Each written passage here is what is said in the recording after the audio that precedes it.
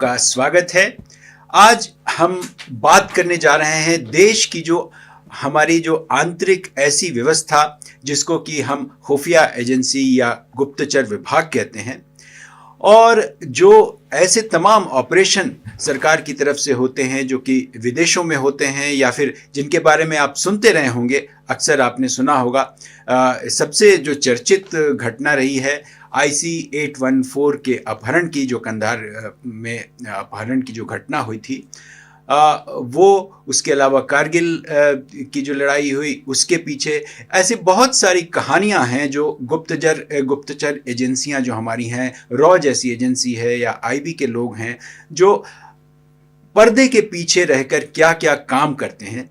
ये तमाम चीज़ें हम जानने की कोशिश करेंगे इस पॉडकास्ट में। और सबसे अहम बात यह है कि आज हमारे साथ मौजूद हैं विष्णु मिश्रा जी, यानी VN मिश्रा जी, जो कि लंबे समय तक गुप्तचर विभाग के साथ यानी रॉ के साथ और हमारी जो खुफिया एजेंसियां हैं उनके साथ तमाम ऑपरेशंस उन्होंने किए, उनके साथ वो रहे और वो सीधे गवाह हैं कि उस दौर में सचमुच होता क्या था और सामने आता क्या था। तो मिश्रा जी का बहुत बहुत स्वागत है। धन्यवाद पॉडकास्ट में। धन्यवाद सिन्हा जी। आपने जो अपना सफर शुरू किया इस क्षेत्र में जी, तो कहाँ से शुरू किया, कैसे आप यहाँ तक पहुँचे और क्या क्या ऐसी चीज़ें आपके जीवन में आई जो लगातार आपको ऐसा महसूस होता रहा कि अरे ये तो कुछ खास है, कुछ अलग हटके है, और इसकी जो चुनौतियाँ हैं वो क्या हैं? वास्तव में 3 मार्च 1969 को जी IB से रा में आया। अच्छा, रा उसमें मात्र 6 महीने।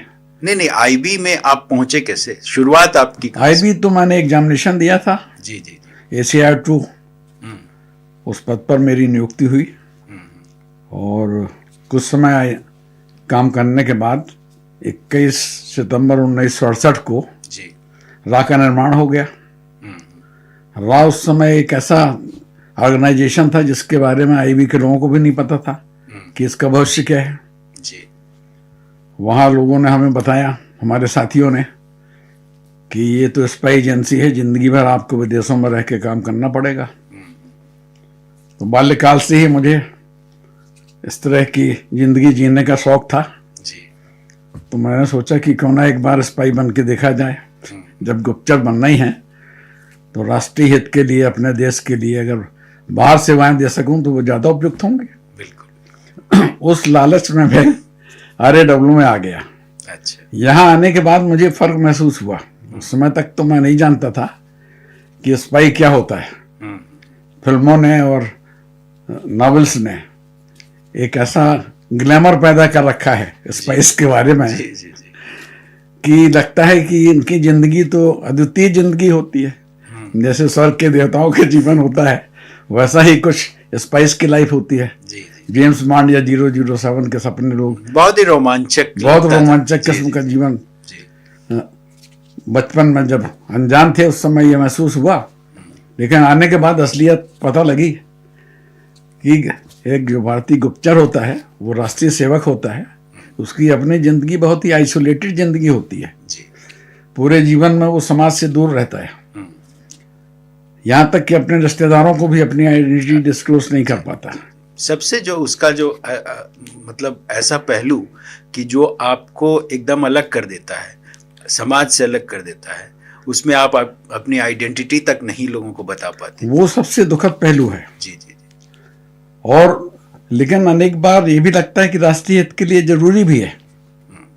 हमारे जो संस्थापक थे स्वर्गीय श्री RN काओ, उन्होंने जब इसकी शुरुआत की तो उन्होंने इतने सारे रिस्ट्रिक्शंस लगा रखे थे कि हम किसी को ये बताने की स्थिति में नहीं थे कि हम RAW के एम्प्लॉई हैं। वो एक ऐसा वक्त था कि हमारे साथ अगर कुछ अन्याय हो जाता था, हम लोग रिक्रूट हुए थे IB के रिक्रूटमेंट रूल्स में, लेकिन यहाँ आने के बाद काओ साहब की एक नई टीम आई जिसमें एक ब्रिगेडियर नायर हमारे हेड बन के आए और उन्होंने अपना ही फौजी कानून शुरू किया यहाँ पर। उनने ये कभी नहीं सोचा कि हम सिविलियंस लोग हैं, फौज के जो कर्मचारी हैं, फौज के जो सैनिक हैं, जो JCOs हैं या कमीशन अफसर्स हैं, उनकी सुविधाएं बिल्कुल भिन्न होती हैं उनको सारी सुविधाएं सरकार मुहैया कराती है, लेकिन हमको तो साहब अपने आप जीवन यापन करना होता है। हमारे लोग बॉर्डर्स पे भी काम करते हैं, लेकिन हमको जीना पड़ता है बीएसएफ और आर्मी के ऊपर। उनकी मर्जी पर जीते हैं हम। जम्मू एंड कश्मीर के इलाके में सारी चेक पोस्ट पर हमारे बंदे तैनात होते हैं, अनेक स्थानों पर बंदे तैनात होते हैं। 1990 में जब ये मिलिटेंसी का दौर शुरू हुआ तो कितने सारे इंटेलिजेंस के लोग मारे गए उसमें, उनके बारे में दुनिया को पता भी नहीं है। 1971 के वार में हमारे कितने लोगों ने कुर्बानी दी, इसकी जानकारी जनता को नहीं है। लेकिन भारतीय सैनिक या बीएसएफ के सैनिक, पैरामिलिट्री के लोग जब मारे जाते हैं तो ग्लोरीफाई होते हैं, उनको शहीद का दर्जा मिलता वो शहीद का दर्जा मिलता है। हमारे तो रिश्तेदारों को भी पता नहीं लगता कि उनका बच्चा जो है, जो गुप्तचर होना था बड़ी सारी आकांक्षाओं को लेकर, वो कहाँ है और क्या है, किस स्थिति में है। ये तो बड़ा दुखद पहलू, बहुत दुखद पहलू है। और जीवन भर लोगों से छिन्न भिन्न रहने के बाद, रिटायरमेंट के बाद भी दुर्भाग्य यह है कि हमारा महकमा हमको डिसऑन कर देता है, हमारी कोई खोज खबर नहीं रखता। हर ऑर्गेनाइजेशन में, आप आर्मी देखिए, एयरफोर्स देखिए, नेवी देखिए, हर ऑर्गेनाइजेशन एनुअल रियूनियन करता है। लेकिन आईबी और राह अपने बंदों को रिटायरमेंट के बाद राइट ऑफ कर देते हैं, उनकी कोई खोज खबर नहीं दी जाती। हाँ, ये बड़ी दुखद स्थिति है। ये कई बार तकलीफ देती है हमको, किंतु ये सोच के कि कोई बात नहीं, शायद राष्ट्रीय हित में ये भी आवश्यक है, ये भी एक बलिदान है हमारा। आपने इतने सालों में इतने सारे ऑपरेशंस देखे, किए, साथ रहे, उसमें सबसे इम्पोर्टेंट आपको कौन सा ऐसा इंसिडेंट है, ऐसा ऑपरेशन है जो आपको याद है और जिसके आप गवाह हैं? ये IC-814 चूंकि बहुत चर्चा में रहा और सबसे ज्यादा चर्चा उसकी हुई भी अभी हाल में, उसको लेकर के अनुभव सिन्हा ने एक सीरीज भी बनाई है। हाँ, तो उस पे भी बहुत सारी कंट्रोवर्सी है। तो क्या आपने बल्कि आप उसके गवाह हैं, आप लगातार उसके साथ रहे। बिल्कुल। मैं तो आप उसके बारे में थोड़ा दर्शकों को बताइए कि क्या था वो ऑपरेशन और उसमें क्या सच्चाई क्या थी उसकी। धन्यवाद सिन्हा जी। ये आपने मेरे दिल की बात मुझसे पूछ ली। मेरी बेटी बहुत सालों से चाहती थी कि वो जो मैंने पीड़ाएं वहां अनुभव की, वो जो मेरे हॉरर्स थे कंधार के, उन्हें मैं पब्लिक में एक लेखनी के रूप में, अपने मेमोर्स के रूप में लिखकर पेश करूं। लेकिन मेरे महकमे का माहौल ऐसा था, उसने मुझे कभी इजाज़त नहीं दी कि मैं अपनी बातों को उजागर कर सकूं। लेकिन चूंकि अब मीडिया इतना ओपन हो गया है और सारी बातें तो अब खुल के आ गई हैं। मैं सिन्हा जी को धन्यवाद देना चाहूँगा कि उन्होंने पहली बार ओसामा बिन लादेन का रोल अपनी फिल्म में शो किया, जो उससे पहले तक किसी और ने नहीं किया था। ओसामा बिन लादेन वास्तव में वो व्यक्ति था जिसकी छत्र छाया में ये पांचों के पांचों अपहरणकर्ता कंधार में स्वतंत्र हो गए थे। आपने अगर देवी शरण जी की एक बुक है जो पायलट थे, उनने भी मेंशन किया है कि कंधार पहुंचने के बाद इन पांचों अपहरणकर्ताओं के बिहेवियर में बड़ा चेंज आ गया था। वो अपने आप को शुभचिंतक बताने की कोशिश कर रहे थे, यहाँ तक कि उन्होंने एक अफरत यात्री थी, कोई डॉक्टर साहब थी, उनको अपनी बहन बना लिया था। ये तो इस सीरीज में भी दिखाने सीरीज में उन्होंने जाते वक्त साल भी दी थी उनको। लेकिन ये सब आईवास था, लोगों के समय में नहीं आया कि ये साइको वारफेयर अफेयर है। ISI ने उनको इस पर भी ट्रेंड कर रखा था। लोगों को भारत सरकार के खिलाफ उकसा के पैसेंजर्स को अपने फेवर में लेना। अरे अगर तुम इतने ही चिंतक थे तो तुमने अपहरण क्यों किया? क्यों उन लोगों को इतने दिन तुमने, क्यों रूपन कत्याल को मारा और उसकी गर्दन रेत के मारा डरवाने के लिए? उसकी नवविवाहित विधवा को एयरक्राफ्ट में छोड़ दिया, उसकी लाश को दुबई में उतार दिया, आपने फेंक दिया, उतारा भी नहीं। ये तो हत्यारे थे। HUM के पांचों के पांचों जो अपहरण करता थे। ये जरूर है कि इन पांच में एक जो चीफ था जिसका नाम था अतार मसूद, जो मौलाना अजहर मसूद का भाई था। जी। उसने, उसकी उपलब्धि तो समझ में आती है कि उसने अपने भाई को छुड़ाने के लिए इसका अपहरण किया। जी। लेकिन बाकी के जो 4 लोग थे, जिनके उपनाम आपने सुने हैं फिल्म में, जी। जी। वास्तव में तो वो चारों के चारों मुस्लिम थे, पाकिस्तानी मुस्लिम थे, कराची और बहावलपुर के रहने वाले थे वो। तो उन 4 को क्या मिला रिलीज होने के बाद? ये जो 3 टेररिस्ट हमने रिलीज किए, इनका तो भविष्य हमको पता लग गया। जी। जी। उनमें से तो मौलाना अजहर मसूद ने जाते साथ ही फरवरी के महीने में एक नया आतंकवादी संगठन खड़ा कर दिया, जैसे मोहम्मद, जिसने अनेक हमले करवाए, जिनमें हमारे संसद का पार्लियामेंट पर हमला शामिल है। और वो सबसे जबरदस्त आतंकवादी बन के निकला। लेकिन बाकी के जो 4 लोग थे, इनके बारे में पता नहीं लगा। जी। हमारे द्वारा छोड़े हुए 3 लोगों में मौलाना मसूद अजहर तो आज भी जिंदा है, और मेरा ख्याल है हमारे NSA माननीय दोवाल साहब के डर से अंडरग्राउंड है। उस दौरान आपने उस पूरी घटना को, पूरे जो डायलॉग्स थे इन लोगों के बीच में, जो तमाम चैनल्स से बातें हो रही थी, वो आपने सुना भी, और उसको आपने महसूस भी किया कि कहाँ से चीजें चल रही हैं, संचालित कहाँ से हो रही हैं। चलिए, तो मैं आपको ले चलता हूँ जी। 27 दिसंबर की शाम को। जी। वास्तव में तो प्लेन हाईजैक हो गया था 24 को त्रिभुवन एयरपोर्ट से। जो ही IC-814 ने उड़ान भरी, तो उड़ान भरने के पहले पाकिस्तान के फर्स्ट सेक्रेटरी थे मिस्टर चीमा जी, ISI के हैं वो, और उनके चीफ थे काउंसलर मिस्टर मिन्हास। इन दोनों ने प्लानिंग की, और ये हथियारों का एक थैला इन्होंने आके चीफ के हाथ में थमा दिया। क्योंकि डिप्लोमेटिक सुविधाएं हैं इनको, तो डिपार्चर हाल तक जाने की सुविधा इनको मिल गई, और ये पैसेंजर को वो बैग थमा के चले आए। सिक्योरिटी के पहले अगर वो होता तो शायद चेक हो जाता।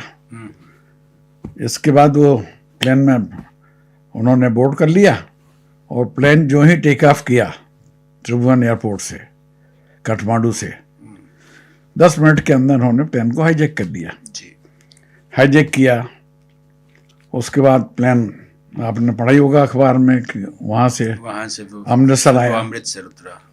देवी सर ने सबको अलर्ट कर दिया। हमारी CMG अलर्ट हो गई, CMG की मीटिंग चलती रही। लेकिन अमृतसर में 45 मिनट हमारा IC-814 खड़ा रहा, इस उम्मीद में कि शायद कोई एक्शन होगा।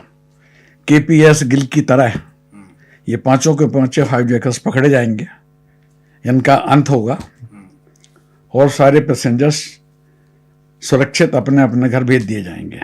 लेकिन ऐसा कुछ नहीं हुआ। 45 मिनट के बाद भी प्लेन लाहौर से उड़ गया। उड़ने के बाद उसने लाहौर के ATC को कहा कि मेरे पास ईंधन नहीं है, अगर आप लोग मुझे इजाज़त नहीं देते हो तो मैं क्रैश लैंड करूँगा। उन्होंने सारी एयरपोर्ट की, रनवे की सारी लाइट्स बंद कर दी, जैसा कि देवी शरण जी ने बताया है। मैंने वो तो नहीं देखा। और जब अंततः पाकिस्तानियों को लगा कि यह प्लेन क्रैश कर जाएगा, तो उन्होंने लाइटें जला दी और देवी शरण जी को इजाज़त दे दी कि आप लैंड कर लो। वहाँ लैंड करने के बाद प्लेन की रिफ्यूलिंग हुई। रिफ्यूलिंग के बाद लगभग 1 घंटे प्लेन खड़ा रहा। मेरा मानना है कि संभवतः ISI हतप्रभ थी हिंदुस्तान के सेक्शन से कि हिंदुस्तान ने इनको कैसे छोड़ दिया, क्योंकि ये तो फिदाइन थे 5 के 5, इनको तो मरना ही था।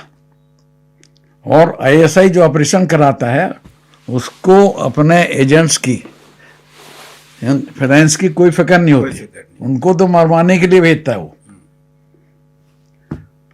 तो जब ये लाहौर पहुंच गया तो उनके सामने धर्म संकट पैदा हो गया कि वो तो अंतर्राष्ट्रीय कानूनों के तहत बाध्य थे कि इस जहाज के पैसेंजर को सुरक्षित नीचे उतारें, उनको उनके देश वापस पहुंचाएं, हाईजैक प्लेन को वापस करें, क्योंकि पाकिस्तान तो यूएनओ का मेंबर है।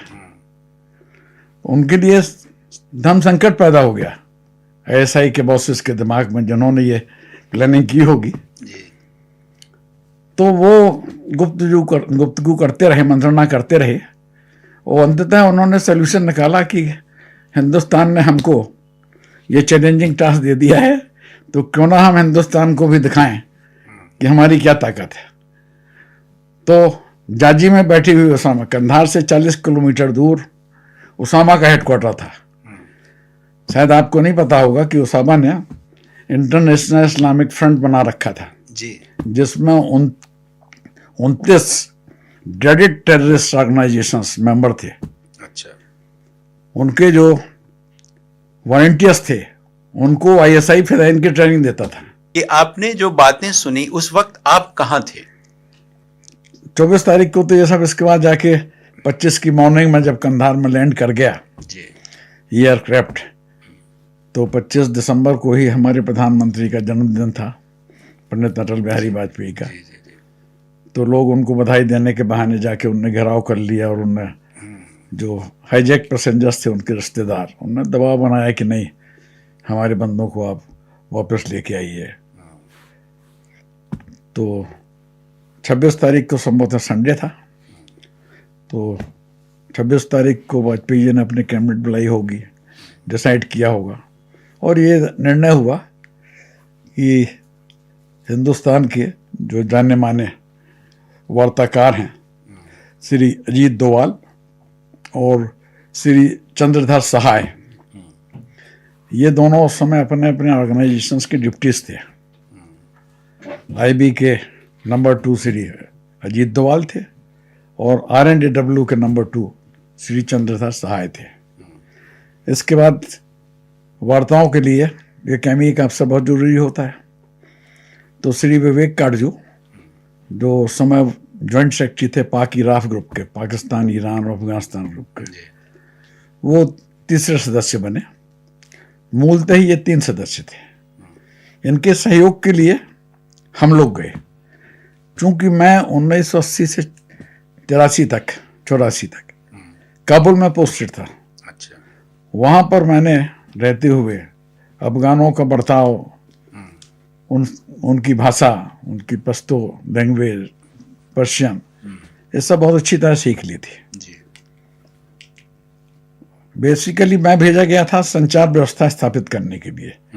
तो मैं तो इनमार सेट के साथ गया था, ताकि कंधार और दिल्ली के बीच कम्युनिकेशन, संवाद बना रहे। सबसे इम्पोर्टेंट होता है ये संवाद वाला, संवाद, क्योंकि वो ये जो ऐसा टेक्निकल चीज है, क्योंकि उसमें आप हर बात आपके सामने से होकर गुजरती है। हाँ, आप सुनते हैं कि और कौन क्या कह रहा है, क्या आदेश दे रहा ये है। मेरा सौभाग्य है कि मैं वास्तव में 2000 तक राकेश संचार विभाग का ही अधिकारी था, और इसलिए संचार से मेरा ताल्लुक बहुत नज़दीक का रहा है।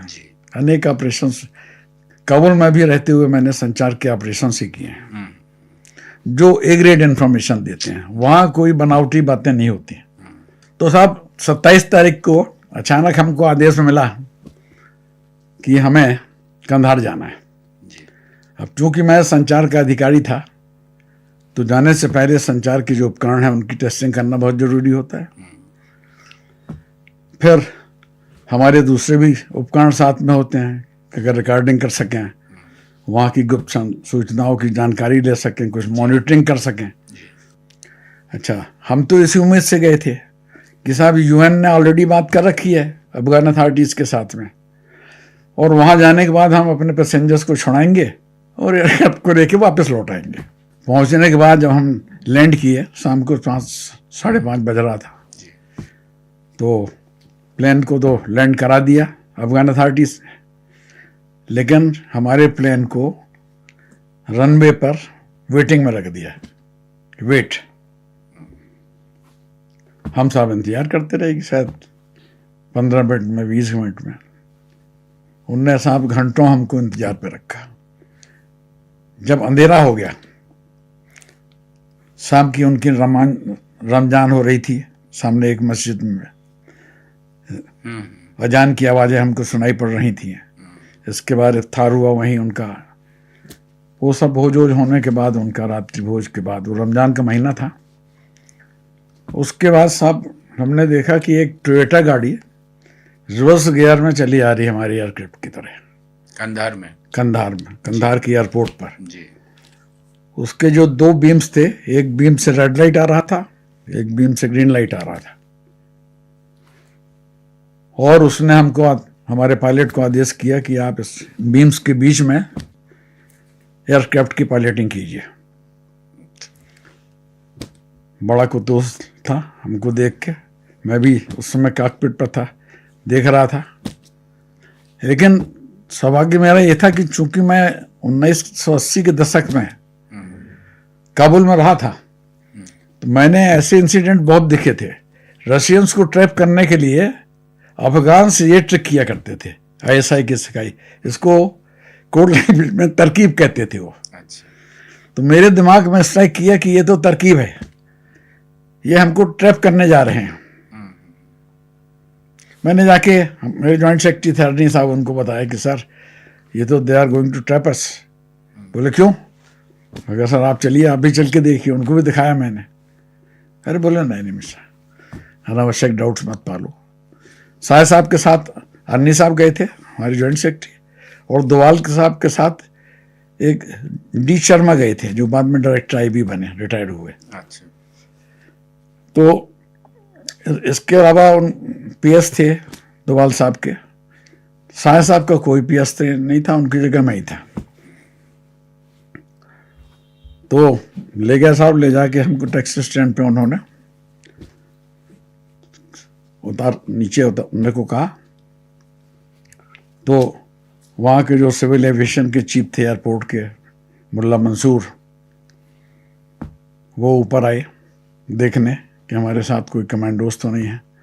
अच्छा, हमारे साथ इंडियन एयरलाइंस का स्टाफ था, डॉक्टर्स गए हुए थे, वो भी बेचारे हमारी तरह ऑफिस से उठ के चल दिए थे बिना किसी कपड़े लत्ते के कि साहब रात के तो लौट आना है, पैसेंजर्स को चेक करके। उतर के जब हम नीचे गए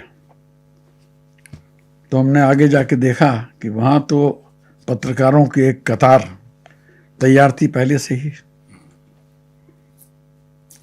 अब एक तो साहब मेरे मस्तिष्क में ये कि हमको ट्रैप किया गया है, दूसरे ये कि पत्रकार पहले से यहाँ बुला के रखे गए हैं, वजह क्या है। अब RAW का सदस्य होने के नाते इस तरह के संदेह तो हमारे दिमाग में आना स्वाभाविक भी था। अधिकारी लोग तो बढ़ गए आगे, एक छोटे से कमरे में इंतजार करने को कहा गया, लेकिन सब मैं बड़े धीरे धीरे चल रहा था, क्योंकि मेरे पास इक्विपमेंट भी था, ओवरकोट में मेरे टेप रिकॉर्डर्स भी थे, मॉनिटर्स भी थे। मैं बहुत धीरे धीरे चल रहा था, साल ओढ़े हुए था। चलते चलते मेरी नज़र अचानक एक नौजवान पर पड़ी, जो सकल सूरत से पत्रकार नहीं दिख रहा था। उसके पास न कैमरा था, न डायरी थी, वो केवल हमको घूरे जा रहा था, वॉच कर रहा था। मेरी नज़रें जो ही उससे चार हुई, मैंने भी दुस्साहस किया और उससे पूछ लिया, फांसी में ही पूछ लिया कि श्रीमान जी आप किस प्रेस से तशरीफ लाए। वो भी हकबका गया, उसको कभी उम्मीद नहीं थी मेरे सवाल की, लेकिन चूंकि वो भी ISI का गुप्तचर था, खेला खाया बंदा था, उसने घुमा दिया मुझे। बोले मैं इंटरप्रेटर हूँ, BBC के रिप्रेजेंटेटिव का, जर्नलिस्ट का इंटरप्रेटर हूँ मैं कहा फिर आप कहाँ से तशरीफ लाए? तो उसने बताया कि मैं गिलगिट से आया हूँ। गिलगिट में मैं पश्तो का टीचर हूँ, I have come from there. बातें तो उसकी ठीक थी, लेकिन बॉडी लैंग्वेज तो मुझे कन्विंस नहीं कर पा रही थी। मुझे तो लग रहा था ये कमांडो है, he can not be a journalist, he can not be a civilian.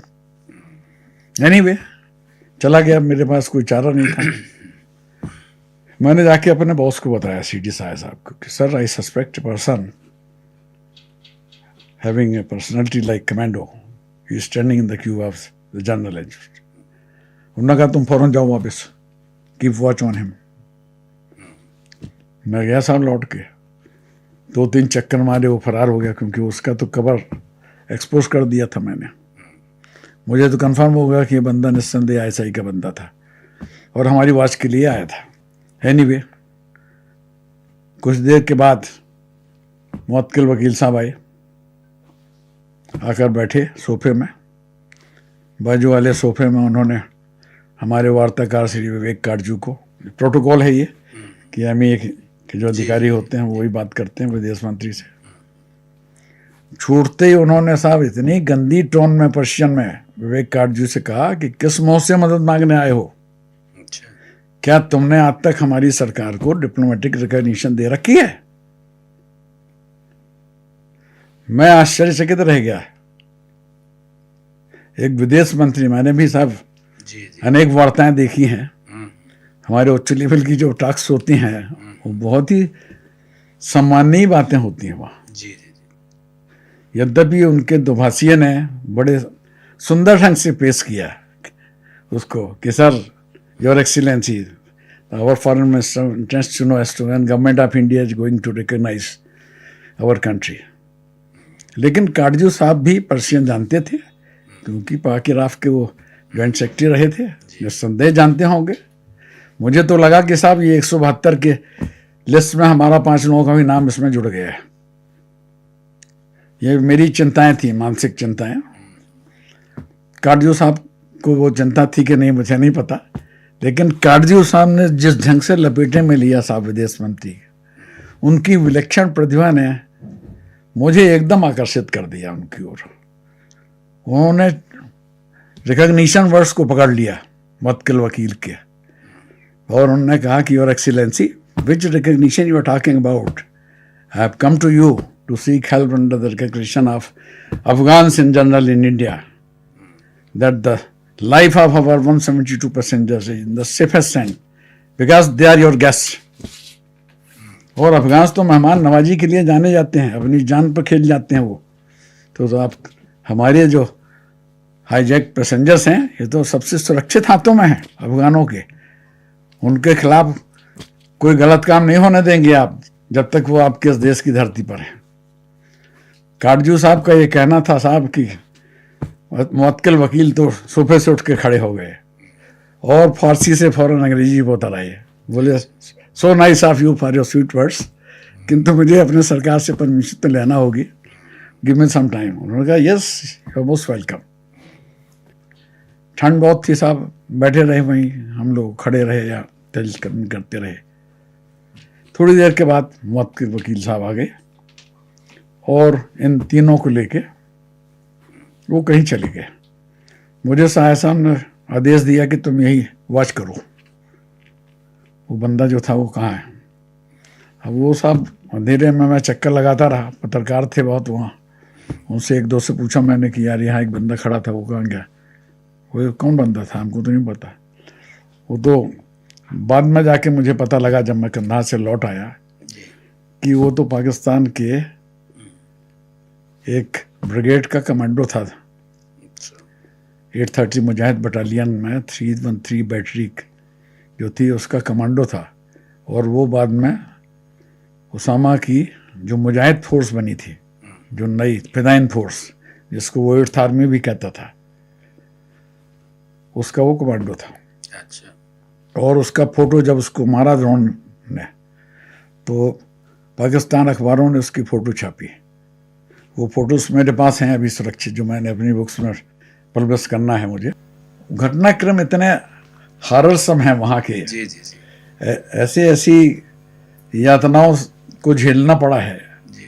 हाँ, हम तो गए थे इस उम्मीद से कि तालिबान हमारे दोस्त हैं, अफगान हमारे सदियों पुराने मित्र हैं और वो हमारी मदद करेंगे, उन्होंने मदद के लिए बुलाया। लेकिन वहाँ जाने के बाद बिल्कुल भिन्न लगा हमको कि वो तो हाईजैकर्स के साथ में जुड़े हुए थे।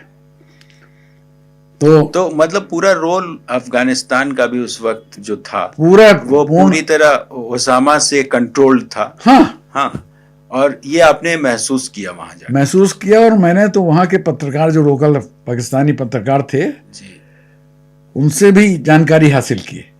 सौभाग्य था, it was a blessing in disguise to me कि सहाय साहब ने मेरी ड्यूटी एयरपोर्ट पर लगा दी तो पूरी 4 रातें मैंने एयरपोर्ट पर काटी अकेले। ये जरूर था कि जो बातचीत इनकी चल रही थी सैटेलाइट फोन पर बात होती थी, और सैटेलाइट फोन से हाईजैकर्स के पास भी सैटेलाइट फोन्स थे, उससे बातचीत करते थे कमरे के अंदर से। कोई वॉकी टॉकी वाला सिस्टम नहीं था वहाँ पर, तो उसको मॉनिटर करना भी उतना आसान नहीं था कि मैं अपने वॉकी टॉकी से सुन पाता वो बातचीत, वो संभव नहीं था। मैं अपने वॉकी टॉकी से कोशिश करता था कि अफगान तालिबान की कोई बातचीत मिल जाए, कोई एसआई और उनके बीच की कोई लिंक मिल जाए। तो ऐसा कुछ मिला? वो नहीं मिला, वो नहीं मिला। एक तो ये कि खुली छूट नहीं थी, जो हालात थे उसमें सारा मैंने अपना मॉनिटर अपने ओवरकोट के जेब में रखा हुआ था छुपा के, तो जब जब टाइम मिलता था तो उसको घुमाता रहता था जेब के अंदर से, वो नहीं मिला। लेकिन क्या हुआ कि बातचीत शुरू हुई 27 को, और 2-3 मिनट में उन्होंने खुशामदीद किया वार्ताकार टीम का कि कम से कम आप लोग आइए, अब तो रात हो गई है, कल सवेरे बात करेंगे। ये सारे ऑपरेशंस के दौरान आपने जो पूरी कहानी बताई जी, इसमें आखिरी दिन जब हॉस्टेजेस छूटे, जब बंधकों को छोड़ा गया, हाँ, वो कहानी आप बताइए कि आखिरी दिन क्या हुआ, कैसे कैसे वहां से उनके साथ जो नेगोशिएशन फाइनल हुआ, फिर वो वापस कैसे आए, क्या क्या हुआ? हाँ, वो आपके सब साथ में ही आए आप लोग या अलग अलग आए, क्या हुआ? नहीं, हम लोग तो जसवंत सिंह जी के साथ आए। ये जो हमारे हाईजैक पैसेंजर्स थे, इनको जब छोड़ा गया तो इन लोगों को हमने पहले मेडिकल चेकअप करा के, और जिस प्लेन से जसवंत सिंह जी गए थे उस प्लेन से वापस भेज दिया। हम जिस प्लेन से गए थे वो प्लेन रुका रहा, वो हमको जसवंत सिंह जी को लेके बाद में आया। तो हाईजैक पैसेंजर्स को तो हमने पहले रवाना कर दिया। और जो छोड़े गए लोग, वो जो छोड़े गए साहब जी, उसकी बड़ी दिलचस्प कहानी है, बड़ी दर्दनाक कहानी भी है। हमारे प्लेन जब आके रुका तो स्वाभाविक था कि प्रोटोकॉल के मुताबिक सिविल एविएशन मिनिस्टर या external affairs minister Afghan Taliban के उनको रिसीव करना चाहिए था, लेकिन इनकी तरफ से कोई नहीं गया। ये जो इलियास कश्मीरी था बंदा, ये एक आईएसआई के बंदे के साथ आगे आया और ऊपर जाके इसने एयरक्राफ्ट में वहां इंस्ट्रक्शन दिया कि पहले जो टेररिस्ट हैं इनको नीचे भेजो। तो सबसे पहले 3 टेररिस्ट उतारे गए। सबसे आगे अजहर मसूद था, उसके पीछे उमर शेख था, उसके पास जरगर था। इनसे जप्फी डाल के गले में लिए। फिर पीछे से तालिबान सिविल एविएशन मिनिस्टर भी आ गए और मुवक्किल वकील भी आ गए। इनका हीरोइक रिसेप्शन दिया उन्होंने। हमारे विदेश मंत्री को तब तक वेटिंग में रखा गया एयरक्राफ्ट के अंदर, उतरने नहीं दिया। इसके बाद इलियास कश्मीरी ही ड्राइव कर रहा था उस जीप को, उसमें इन तीनों को बैठाया और उनको बैठा के जो हाईजैक प्लेन था वहाँ गया। वहाँ से उन 5 को पिकअप किया उसने, और ये 8 लोग हमारे देखते देखते हमारी आंखों से ओझल हो गए। मेरा तो मानना है निस्संदेह सीधे उसामा बिन लादेन के पास गए, जाजी में उनने पहले सजदे किए होंगे, क्योंकि वो तो उसामा का मसदा था। अपने हेडक्वार्टर को वो मसदा कहता था, क्योंकि उसामा का नाम भी लॉयन होता है अरेबिक में, मसदा का मतलब ही डैन होता है। उसके बाद फिर सारे पैसेंजर्स अपने इसके बाद फिर जब ये लोग उतर के चले गए तो पैसेंजर्स को फिर नीचे उतारा हमने हाईजैक प्लेन से, उनको ला के मेडिकल चेकअप किया, उनको नए बोर्डिंग पास दिए। इससे पहले जसवंत सिंह जी को नीचे उतार लिया। तो मुल्ला मुवक्किल वकील ने उनको रिसीव किया और उनको अपने साथ लेके दोवाल साहब, सहाय साहब और विवेक काटजू के साथ ये लोग एयरपोर्ट से बाहर चले गए। निस्संदेह ये किसी वार्ता के लिए गए होंगे, क्योंकि जसवंत सिंह जी के आने के पीछे तो कोई उद्देश्य उन आतंकवादियों को छोड़ने का नहीं था। ये दुर्भाग्य है कि हमारा मीडिया और हमारा देश कहता है कि भाई हमारा विदेश मंत्री इन 3 आतंकवादियों को छोड़ने वहां गया। नहीं, वो गया तो वो तो जो दिख रहा है वो तो साफ दिख ही रहा है, लेकिन अब उसके पीछे मकसद क्या था? मकसद बहुत साफ था, वो लास्ट अटेम्प्ट था। तालिबान तो साहब नोट फेंकी और काम कराइए। तालिबान तो कुख्यात हैं इस काम के लिए। अब आप इस पे एक किताब तो आप लिख रहे हैं जी, अपने पूरे अनुभव पे, उसमें मतलब आपने उसकी पूरी तैयारी कर रखी है, लिखना शुरू भी कर लिख भी दिया है शायद, है? तो उस किताब में मुख्य रूप से आप कांधार को रख रहे हैं या फिर पूरी की पूरी अपनी यात्रा को रख रहे हैं? मैं अपनी पूरी यात्रा को रख रहा हूँ। उसके चैप्टर्स अलग अलग चैप्टर्स हैं। जैसे एक तो जैसे प्रारंभ में तो इस राह की स्थापना किसने की, जो स्थापक हैं इसके CRN काओ, उनके बारे में भी अनेक भ्रांतियां हैं।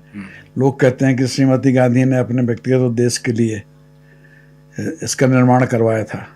यहाँ तक कि 77 में मोरारजी भाई देसाई ने यह संदेह व्यक्त किया था हमारे सक्सेसर जो थे काओ साहब के, श्री शंकरन नायर, उनके साथ, लेकिन हकीकत में नहीं था। काओ साहब एक तो शुरुआत वो चैप्टर शुरुआत तो वहां से है। फिर आपके अनुभव जो भी रहे, जो ऑपरेशंस बाहर विदेशों ऑपरेशन में मेरे जो अनुभव रहे, मेरा तो मुख्यतः कार्य रहा है इंटरसेप्शंस का। जी जी, जिसमें मैंने A ग्रेड इंफॉर्मेशन मॉनिटर की है। और मेरे ऑपरेशन में सबसे ज़्यादा सुखद ऑपरेशंस मेरे रहे हैं काबुल में, क्योंकि सारी दुनिया जब जान रही थी कि अफगान मुजाहिद इतना सत्यानाश कर रहे हैं अफगानिस्तान में, तो हकीकत ये थी कि अफगान मुजाहिद बिके हुए लोग थे। उनके सातों के सातों 7 ग्रुप लीडर्स जो थे वो तो वहाँ की खाद की जेब में थे। ये हकीकत है। चलिए, मुझे लगता है कि आपकी किताब में जब भी आएगी बहुत सारे ऐसे बहुत रोचक संस्मरण, मेरे बहुत रोचक संस्मरण हैं और जो हकीकत है। हाँ, और वो पाठकों के लिए वो एक निश्चित रूप से एक बहुत ही दिलचस्प किताब होगी। जल्दी से जल्दी आप ये किताब बाजार में लेके आइए ताकि लोग समझें इस चीज को। और जाहिर सी बात है, इतना लंबा अनुभव है, अगर हर अनुभव पे अगर हम विस्तार से जाएं वो संभव नहीं है, वो संभव है नहीं। तो लेकिन निश्चित रूप से अभी आपने जो कांधार की इतनी कहानी बताई, उससे बहुत चीज़ें साफ हो रही हैं कि किस तरह से ऑपरेशंस होते रहे, किस तरह से ओसामा बिन लादेन का जो दबदबा उस वक्त रहा, और कैसे सरकार इसलिए मजबूर भी हुई उनको छोड़ने के लिए। तो जाहिर सी बात है कि कांधार पे वैसे तो बहुत कुछ लिखा गया, बहुत कुछ दिखाया गया, चाहे वो चैनलों में दिखाया गया हो या फिर फिल्मों के जरिए दिखाया गया हो, उसका एक फिल्मीकरण था। लेकिन आपके सामने जो चीज़ें हुई, आपने जिस तरह से आंखों देखी उसकी बताई, निश्चित रूप से ये लगता है कि आने वाले वक्त में जो आपकी किताब आ रही है वो बहुत दिलचस्प होने जा रही है। और बहुत शुभकामनाएं आपको उस किताब के लिए। धन्यवाद आपका बहुत बहुत। निश्चित रूप से हमारी बातचीत बहुत अच्छी रही और दर्शकों को बहुत कुछ जानने का मौका मिला। बहुत धन्यवाद मिश्रा जी, आप हमारे साथ आए, अच्छा लगा। धन्यवाद। Okay sir.